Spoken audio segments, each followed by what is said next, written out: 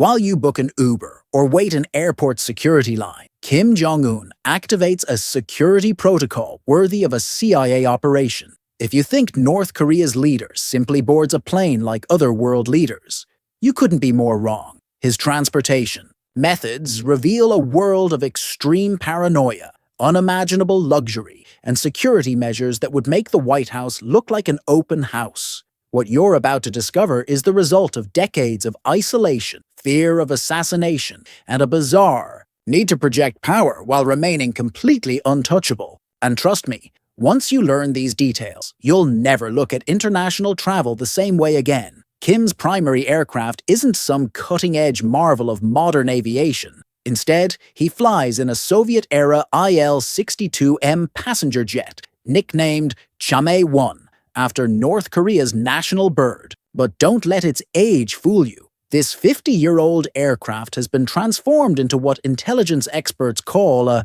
flying fortress. While Air Force One has sophisticated defense systems, Kim's plane takes paranoia to another level. The interior has been gutted and rebuilt as a flying palace, complete with imported European furniture, conference rooms with satellite communications, and even a bedroom suite where Kim can rest while traveling. What you won't find on any official documentation is that the aircraft carries advanced electronic countermeasures designed to jam radar systems and missile guidance technology. But here's where things get truly bizarre. Kim rarely flies alone. His security protocol demands multiple decoy planes taking off at nearly the same time from different airfields.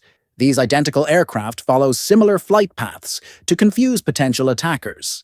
Meanwhile, intelligence reports suggest Kim sometimes doesn't even board the official plane, instead using body doubles to create further confusion. The strangest part? Despite having access to newer aircraft, Kim sticks with this aging Soviet model partly because its older technology is less vulnerable to modern cyber attacks. In a world of digital warfare, his analog approach creates a surprising security advantage. When Kim Jong Un's motorcade moves through Pyongyang or any other location, it resembles a presidential escort on steroids.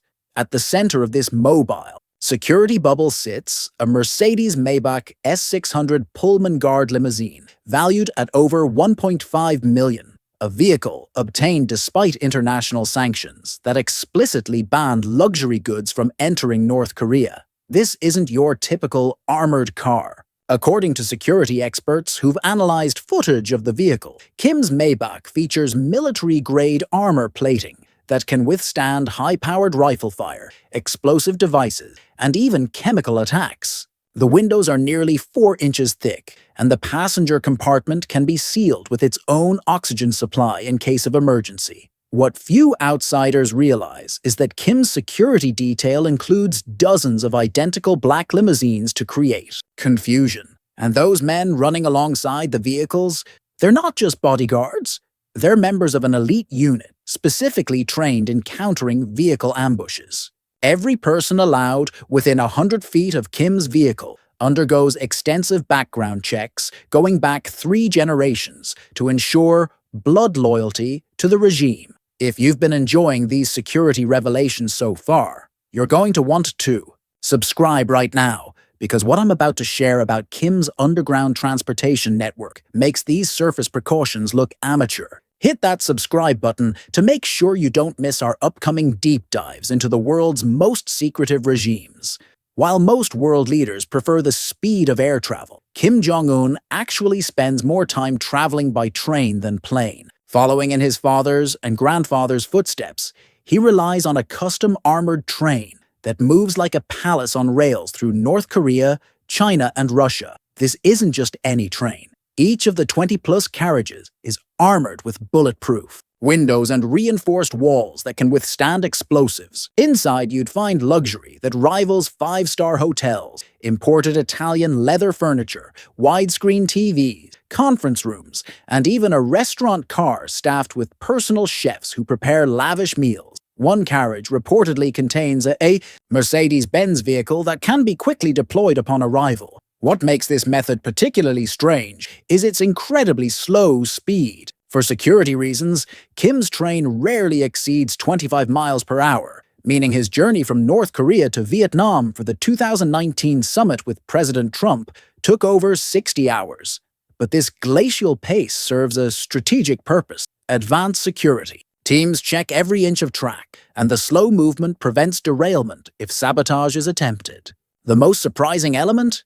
According to former officials who've defected, Kim's train travels with two identical trains, one running ahead to check for security threats, and another behind carrying additional security personnel and equipment. All three trains look identical from the outside, creating a shell game that would confuse any potential attacker. Despite leading one of the most sanctioned countries on Earth, Jong Un has managed to acquire multiple luxury yachts worth millions of dollars. His fleet reportedly includes a Princess 95 Miwai valued at around $7 million and a Princess 98 Miwai worth approximately $8.7 million, the latter featuring custom Fendi interior design. How does someone under strict international sanctions acquire such vessels? Intelligence agencies believe North Korea operates a shadow maritime network using foreign shell companies, falsified documentation, and friendly ports to smuggle luxury goods into the country. These yachts typically make their way through a complex chain of ownership before eventually reaching Kim's private marina near Wonsan.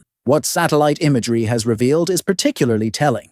The Wonsan compound features a private beach, yacht club, and a series of specialized buildings where these vessels can be maintained away from prying eyes. Security at this maritime retreat includes underwater sensors, anti-aircraft installations, and a regiment of soldiers dedicated solely to protecting the shoreline. When Kim travels by sea, he employs the same deception tactics used in his air and ground transportation. Multiple identical boats often leave port simultaneously, with security vessels creating a protective perimeter extending several miles from his actual location. The real surprise is that despite having these luxury vessels, Kim rarely ventures into international waters, instead using them primarily for short coastal trips and as floating entertainment venues for regime elites. What truly sets Kim Jong Un's travel protocol apart isn't just the vehicles themselves, it's the human infrastructure surrounding them. His security detail consists of approximately 200-300 personnel at any given time, with roughly half serving as immediate bodyguards and the rest handling logistics,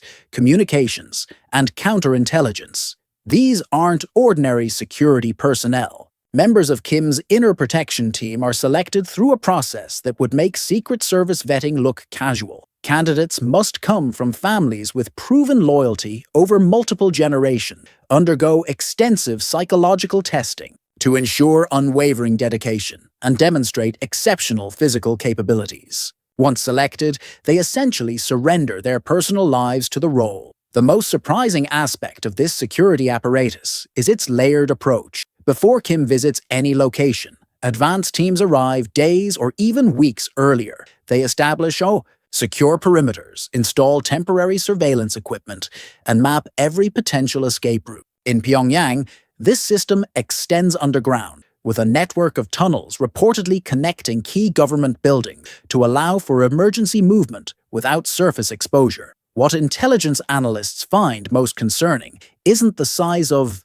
this security force, but its autonomy and authority. When Kim's security team establishes a perimeter, they effectively take control of that area with powers that supersede all other North Korean authorities. This creates a mobile sovereign zone that moves with Kim wherever he goes, a bubble of absolute authority within an already authoritarian state. When Kim Jong Un ventures beyond North Korea's borders, as he did for summits in Singapore, Vietnam, and Russia, his security protocols become even more extreme. For his 2019 trip to Vietnam, over 100 security personnel arrived days in advance, bringing their own food, water, and even a portable toilet to prevent any biological material from being left behind that could reveal information about Kim's health. What most Americans don't realize is that during international trips, Kim rarely stays in hotel rooms prepared by the host country. Instead, his team transforms entire floors of hotels into secure compounds, removing existing furniture and installing equipment brought from North Korea. Some reports suggest they even replace doorknobs and fixtures with their own versions to prevent surveillance devices. The most paranoid precaution. Kim travels with his own personal food supply and team of taste testers. Every meal is prepared by North Korean chefs using ingredients brought from Pyongyang. Before Kim eats anything, it must pass through multiple security checks and be sampled by staff members to prevent poisoning attempts.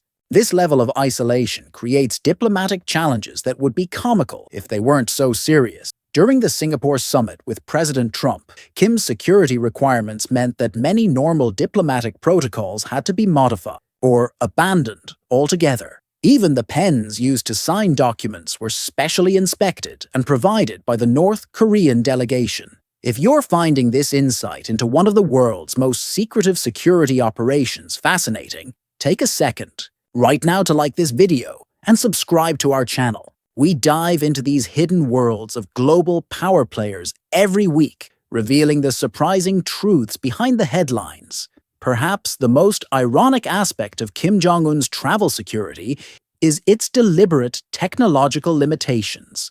While the United States Secret Service relies heavily on cutting-edge digital communications, GPS tracking, and networked security systems, Kim's security detail intentionally uses older analog technology whenever possible. Why this apparent step backward? In a world of cyber warfare and digital vulnerability, North Korea's security services recognize that unhackable systems are often those that aren't connected at all. Radio communications use frequency-hopping technology developed decades ago, but modified to be remarkably secure against modern interception. Route planning is often done on physical maps rather than digital systems that could be compromised. What security experts find most remarkable is this hybrid approach, combining old-school methodology with specific modern technologies only when necessary. For example, counter-drone systems protect Kim's motorcade, but the vehicles themselves contain minimal electronic systems that could be remotely compromised. This technological philosophy reflects North Korea's broader approach to